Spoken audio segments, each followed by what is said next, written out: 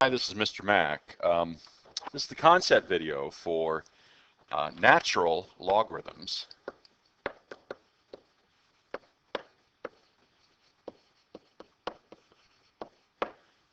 Logarithms.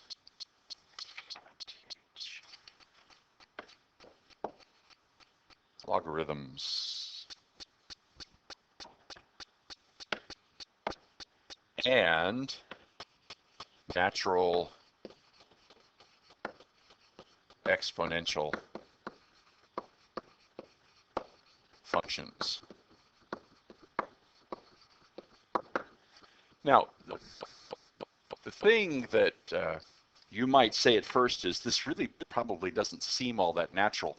But a natural logarithm is basically a log with a base of e. Now, e is a particular number that mathematicians have defined, and the reason we use e was because Leonard Euler, E-U-L-E-R, it's the first one really to do an awful lot with it, and his name got tacked to this number. And it's an irrational number, kind of like pi is an irrational number. Now, its decimal expansion, 2.718282845904523, etc., is a decimal that goes on and on forever without terminating or repeating. And I know what you're saying is, how could that possibly be natural? And the truth is, at algebra 2 level, it doesn't seem all that natural, but as you get more into math and into life, you're going to see that things kind of grow at a certain rate, and this number right here describes that growth in so many ways. Now, the natural exponential function is e to the x. So in other words, we take this number and raise it to a power. That gives us the natural exponential function. Oh, by the way, log base e, the natural logarithm, we usually just use ln. When you see ln written, that means log base e. Now, it is also on the calculator. So if you were to look down the left-hand side of your calculator, where you see 4, to the left of 4 is the ln button, and notice what they have is ln, and then if you put in a number like 2, it'll give you the exponent you would put on e to get 2. In other words, 2 raised to the, oh no, I'm sorry, e raised to the 2, that was silly. What did I do? Natural log 2. So if you raised e, I can do this. If you raised e to the 0.693, etc., I'm just going to put second ands in, you'll get 2. It's the exponent you'd put on e to get 2. I'm not even sure where I was going with that. But anyway, the idea of this is that in nature, we find that things grow at this rate. So this is natural. The exponential function gives you how fast the population is growing at a particular time naturally. And it also gets involved in money and compound interest and so forth like this. And probably it's time for us to talk about that. Oh, one more thing about the calculator before we go on. Now, if you want e raised to a power, you can just press second natural log, and notice they give you e raised to a power. And so let's just type 0.693. Now, that's not going to be exactly 2, but it'll be close. So you can get e to the by just pressing second and natural log. And actually, the reason they put that there is because they are inverse functions. The natural log and e to the x are inverses of each other. Now, the other important concept, oh, by the way, natural logs are just log base e. So all the stuff you've been doing with log base 10 or log base anything else, log base e works the very same way. In other words, the natural log of AB is the same thing as the natural log of A plus the natural log of B. These things really don't need to be said again just for a specific other base, or at least they shouldn't need to be said. You can take a look at the book, and please do watch the videos because they give you a workout on using these properties of logs again, but it's just a different base. All right, now remember, a compound interest, A is equal to P times 1 plus R over N raised to the NT, was the formula for compounding interest. In other words, if you put P dollars in an account at an annual rate of R, and they compound that N times a year, then after a certain number of years, A will be the amount you still have in the account. Now, one of the things that mankind has asked themselves over the centuries is, what would happen if we compound more often? See, if you compound interest semi-annually, in other words, twice a year, you would get more money than if you just compound interest once a year. But do you get a whole lot more if you compound it 10 times a year rather than 2 times a year? Well, you've got to remember that if you compound interest every 6 months rather than in a year, you're only getting half of the interest at the end of the 6 months. They're not giving you a whole year's interest in 6 months. What they're doing is they're giving you half a year's interest because they've had your money for half a year. The thing that they are doing, however, is they're putting that interest in your account, and they are going to begin paying you interest on that. That's the compounding part. So if you compound it 12 times a year, you get 1/12 of the interest after a month, and then that interest starts earning interest. And after another month, you get another 1/12 of a year's interest, but you also get a 1/12 of a year's interest on the interest they just put in last month, and so forth like this. So it does grow, but there is a limit to it. In fact, it turns out that if you say, all right, I'm going to compound interest every instantaneously, or we use the word continuously, that this formula reduces to this one. A is equal to P times E raised to the RT. Now, this is interest compounded continuously.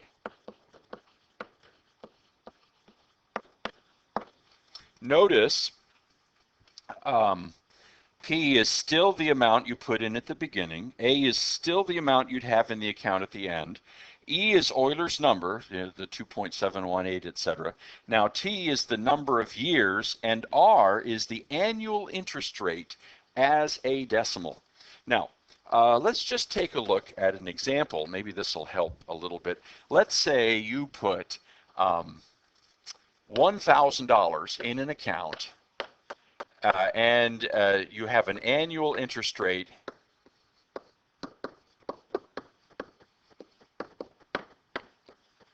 of 12%. Okay, that's probably not reachable, but now let's just and let's say you leave it in for 5 years. Okay, now what we're going to do is we're going to make a little chart, and our chart is going to have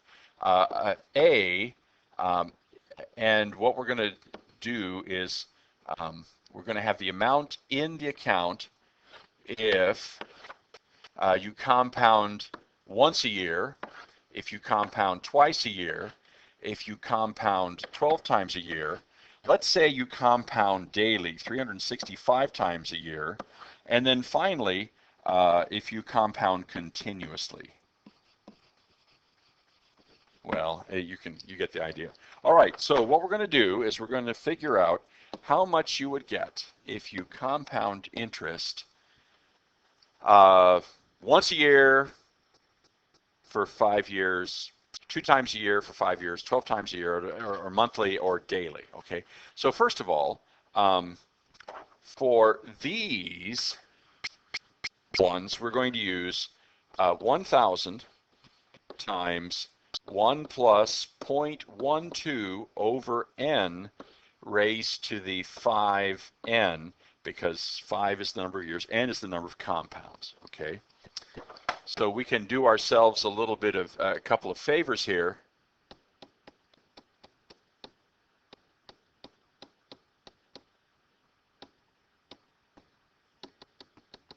by just putting in 1,000 parentheses 1 plus 0.12 divide x, close parentheses, raised to the in parentheses 5x. Okay, now 5 is the number of years, x is the number of times per year. And now I'm going to go to table set, and I'm going to set my table independent to ask, second quit. Now if I go second graph to table, now if I put a 1 in, I'm going to learn that at the end of 5 years, I would have $1,762.34. Now, I got the 34 cents. Look, I highlighted 1762.3, but if you look down at the bottom, it says y1 is equal to 1762.3416832, and so we round that to the nearest penny. Now, question, how much would I make if I compounded twice a year? Enter, and I get $1,790.85. So notice, if we compounded twice a year, we're making almost $30 more in 5 years than we did the other way. Okay, now how about 12 times a year? We get $1,816.70. That's even more, that's better. Okay, now, how about 365? 365. Now notice there's not a whole lot more. 816 over 1790 is a significant increase. But 365, we get 1821.94, $1,821.94. Now, to do compound it continuously, we can't use this formula. What we're going to use is we're going to go back and we're going to type 1,000 times e to the, now I'm going to put 0.12 times 5 in there, and I get $1,822.12. Now notice, if we compound continuously, we're getting 18 cents more than if we compound daily. After a while, it kind of levels off. In other words, there's a limit to the amount that we get. But compounding more often does, at least at the beginning, it gives us a significant increase in the amount of money. But there is the difference. Now, one more thing I will point out here. You see, this 1822.12 is the limit as the number of compounding increases. So if you go back to your table and you go down here and say, all right, I'm going to put in 10,000 compoundings. In other words, what will I get? And look at this. 822.11. Okay, if I put 50,000 in here, I get 822.117, which would round to 1822.12. So you actually can see as you put larger and larger numbers into the calculator that it does kind of level off at that. Now, one thing I will warn you about, if you make this number big enough, then what happens is the calculator loses the ability to be accurate because some of those numbers go out past the decimal area. And so you'll actually lose a little money. If I put 1 million in here, I think this value will go down. See, oh no, okay, let's put 10 million in here.